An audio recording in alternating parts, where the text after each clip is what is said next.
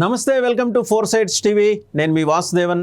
Andhra Pradesh assembly నియోజకవర్గాల విశ్లేషణలో భాగంగా ఈరోజు తూర్పుగోదావరి జిల్లా కాకినాడ అర్బన్ అసెంబ్లీ నియోజకవర్గం గురించి మాట్లాడుకుందాం. దానికన్నా ముందు అసలు అది కాకినాడ అసెంబ్లీ నియోజకవర్గంగా, కాకినాడ అర్బన్ కాదు, కాకినాడ సిటీ అనొచ్చు, కాకినాడ అర్బన్ అనొచ్చు. కాకినాడ సిటీ అసెంబ్లీ నియోజకవర్గం 2009లో ఏర్పాటైతే కాకినాడ అసెంబ్లీ నియోజకవర్గంగా ఇది మనం చూడాలి. ఈ 1952 నుంచి అంటే ఆల్మోస్ట్ 16 సార్లు ఎన్నికలు జరిగినాయి ఇక్కడ. అంటే 2009లో 14 సార్లు ఎన్నికలు జరిగినాయి, ఉప ఎన్నికతో సహా అనుకుంటే 14 అనుకోవాలి.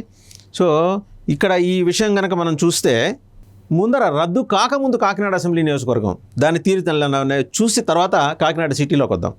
కాంగ్రెస్ పార్టీ 5 సార్లు, తెలుగుదేశం 4 సార్లు, కమ్యూనిస్ట్ పార్టీ ఆఫ్ ఇండియా 2 సార్లు, ఇండిపెండెంట్ 2 సార్లు గెలిచారు. మొత్తం జరిగిన ఎన్నికలు ఉప ఎన్నికలు సహా 13. వైశ్యులు 4 సార్లు, మత్స్యకారులు 3 సార్లు, కళావంతులు 3 సార్లు, ఎస్సీలు 2 సార్లు, కాపులు 1 సారి, బ్రాహ్మణులు 1 సారి గెలిచారు. ద్విసభ్యులతో సహా 14 అని అనుకోవాల్సి ఉంటుంది. ఇక్కడ 13 ఎన్నికలు, కానీ ద్విసభ్య నియోజకవర్గంగా ఉంది కాబట్టి 14 మంది ఎమ్మెల్యేలు ఉన్నారు. 52లో చిత్తజల్లు వెంకటకృష్ణారావు గారు కమ్యూనిస్ట్ పార్టీ ఆఫ్ ఇండియా నుంచి గెలిచారు, కళావంతుల సామాజిక వర్గం నుంచి. అదే నియోజకవర్గం నుంచి ద్విసభ్య నియోజకవర్గం కాబట్టి కేఎం రావు గారు కమ్యూనిస్ట్ పార్టీ ఆఫ్ ఇండియా నుంచి గెలిచారు, ఎస్సీ. అలాగే 53లో ఉప ఎన్నిక ద్విసభ్య నియోజకవర్గానికి జరిగితే సాకా వెంకట్రావు గారు సిపిఐ, ఎస్సీ. 55లో మల్లిపూడి పల్లంరాజు గారు కాంగ్రెస్ పార్టీ, కాపు సామాజిక వర్గం. 1962లో దంటు భాస్కర్రావు గారు కాంగ్రెస్ పార్టీ, బ్రాహ్మణ సామాజిక వర్గం. 67లో చిత్తజల్లు వెంకటకృష్ణారావు గారు మళ్ళీ అంటే సిపిఐ నుంచి గెలిచిన 1952లో చిత్తజల్లు వెంకటకృష్ణారావు గారు సిపిఐ నుంచి గెలిస్తే నియోజకవర్గం ఏర్పడినప్పుడు అప్పుడు సిపిఐ నుంచి గెలిస్తే 67లోను 72లోను ఆయనే చిత్తజల్లు వెంకటకృష్ణారావు గారు ఇండిపెండెంట్గా గెలిచారు, కళావంతుల సామాజిక వర్గం. 78లో మల్లాది స్వామి గారు కాంగ్రెస్ పార్టీ, మత్స్యకార సామాజిక వర్గం. 1983లోను 1985, తర్వాత 1994, 2004.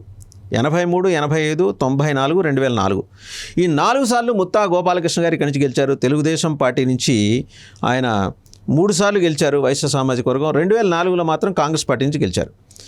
89లో మల్లాది స్వామి గారు, 78లో గెలిచిన మల్లాది స్వామి గారు మళ్ళీ 89లో కాంగ్రెస్ పార్టీ నుంచి గెలిచారు, మత్స్యకార సామాజిక వర్గం. అది తర్వాత 1999లో వనమాడి వెంకటేశ్వరరావు గారు తెలుగుదేశం పార్టీ, మత్స్యకార సామాజిక వర్గం. సో చూశారు కదా, ఇక్కడ అన్ని సామాజిక వర్గాలకి రిప్రజెంటేషన్ ఉంది. అలాగే అన్ని పార్టీలని కూడా అకామిడేట్ చేసుకున్న కాకినాడ అసెంబ్లీ నియోజకవర్గం 2009లో రద్దయింది. 2009 తర్వాత దీని సిచ్యుయేషన్ ఏంటి, దీని డెమోగ్రఫీ ఎలా మారిందనేది చూస్తే కాకినాడ అర్బన్ మండలంలో కొంత భాగం, కాకినాడ అర్బన్ అంటే మున్సిపాలిటీలో కొంత భాగం, అలాగే కాకినాడ వార్డు నెంబర్ 1 నుంచి 65 వరకు ఈ సిటీ కిందకు వచ్చేసింది. మొత్తం పోలింగ్ స్టేషన్స్ 217, ఓటర్లు 2,63,000 మంది అయితే మేల్ 1,26,000, ఫీమేల్ 1,36,000. ఫీమేల్ ఓటర్స్ సంఖ్య ఎక్కువ ఉంటుంది. ఇన్ఫ్యాక్ట్ వైఎస్ఆర్సీపీ ఆశ పెట్టుకుందే ఫీమేల్ ఓటింగ్ మీద, ఎందుకంటే సంక్షేమ పథకాలు, బడుగు బలహీన వర్గాలు, SC ST minority, BC SC ST మైనారిటీకి అందుతున్న ఫలాలు ఎక్కువ వాళ్ళకి వెళ్తున్నాయి కాబట్టి వైఎస్ఆర్సీపీ ఎక్కువ ఆశ పెట్టుకుంది. కాంగ్రెస్ పార్టీ ఒకసారి, తెలుగుదేశం ఒకసారి, వైఎస్ఆర్ ఒకసారి గెలిచినాయి. టోటల్గా ఓట్లు కనుక చూస్తే తెలగ సామాజిక వర్గం, తెలగ బలిజ కాపు సామాజిక వర్గం 26.92, మత్స్యకారులు 12.75, శెట్టి బలిజ 8.81, వైశ్య 5.02, బ్రాహ్మణ్ 3.61, రెడ్డి 3.37%. బట్ ఇవాళ వాళ్ళదే ఎక్కువ రోల్ ఇక్కడ ఉంది, రెడ్లదే. ద్వారంపూడి చంద్రశేఖర్ రెడ్డి గారు 2009లో కాంగ్రెస్ పార్టీ నుంచి గెలిచారు, నియోజకవర్గం ఏర్పడిన తర్వాత. వనమాడి వెంకటేశ్వర గారు తెలుగుదేశం పార్టీ నుంచి 2014లో మత్స్యకార సామాజిక వర్గం. 2019లో ద్వారంపూడి చంద్రశేఖర్ రెడ్డి గారే గెలిచారు, వైఎస్ఆర్ కాంగ్రెస్ పార్టీ నుంచి. సో ఈసారి ఎలా ఉండబోతుంది?